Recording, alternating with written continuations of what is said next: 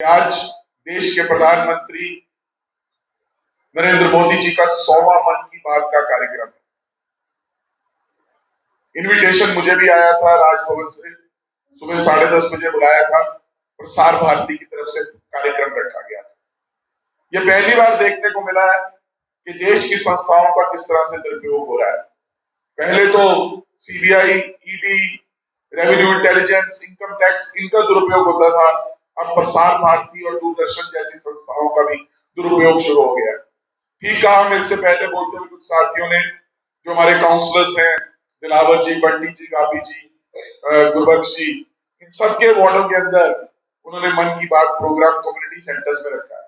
जो community centre किसी religious programme, किसी पॉलिटिकल प्रोग्राम के लिए नहीं दिया जाता, उसको प्रधानमंत्री जी अपनी मन की बात, अपने राजनीतिक एजेंडे को आगे बढ़ाने के लिए दे रहे हैं। मैं आपकी स्मृति को, मैं स्मृति ईरानी की बात नहीं कर रहा, मैं आपकी स्मृति को थोड़ा सा 9 वर्ष पीछे और लेकर जाना चाहता हूं। वर्ष का 2014 देश के अंदर एक ऐसा माहौल बनाया गया जैसे कोई देवता आसमान से उतर कर आ गया और इस देश के अंदर दूध और दही की और खीर की नदियां बह जाएंगी। नरेंद्र मोदी उस समय देश के प्रधानमंत्री के उम्मीदवार थे भारतीय जनता पार्टी की तरफ से, और उन्होंने पूरे देश के अंदर एक ऐसा जाल बुना मानो वो चांद तोड़कर धरती पर ले आएंगे। लोगों से क्या क्या वादा नहीं किया, उन सब खोखले वादों के बारे में आप जानते हैं। चाहे वो 15 लाख रुपए हर एक के अकाउंट में आने का था, चाहे वो 2 करोड़ रोजगार हर वर्ष नौजवानों को देने था, चाहे 100 दिन में महंगाई कम करने का था। मगर आज 9 वर्षों के बाद लोग अपने आप को ठगा हुआ महसूस कर रहे हैं। वो ठगा हुआ क्यों महसूस कर रहे हैं?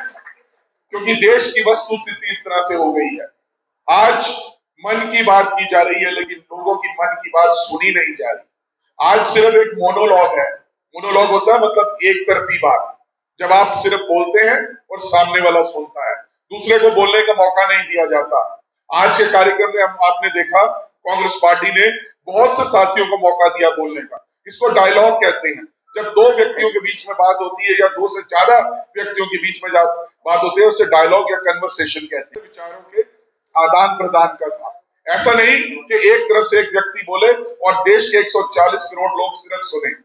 अरे आपकी बात वो क्या सुनेंगे जिन्होंने मीडिया के पत्रकारों की बात आज तक नहीं सुनी। एक प्रेस कॉन्फ्रेंस तक नरेंद्र मोदी जी देश के प्रधानमंत्री होने के बाद नहीं कर पाए, तो लोगों का सवालों का सामना क्या करेंगे? और सवाल एक नहीं, सैकड़ों सवाल हैं।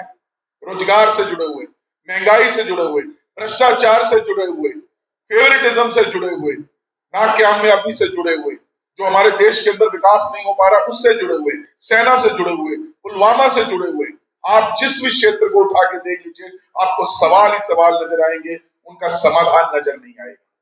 आज देश की स्थिति इतनी भयावह हो गई है, इतने बुरे दिन लोगों को देखने पड़ रहे हैं। और याद करिए, मैंने कहा था मैं आपकी समृद्धि को पीछे लेके जा रहा हूं। क्या नारा देते थे मोदी जी?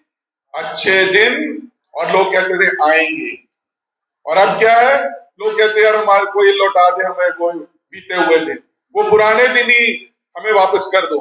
गाना है ना बहुत मशहूर, कोई लौटा दे हमें बीते हुए दिन। वो बीते हुए दिनों की मांग आज लोग कर रहे हैं, क्योंकि लोग परेशान हैं, महंगाई से त्रस्त हैं। आज पेट्रोल के दाम, डीजल के दाम, दालों के दाम, खाने पीने की वस्तुओं के दाम, आप जिस भी चीज के दाम उठा के देख लीजिए, आसमान को छू रहे हैं।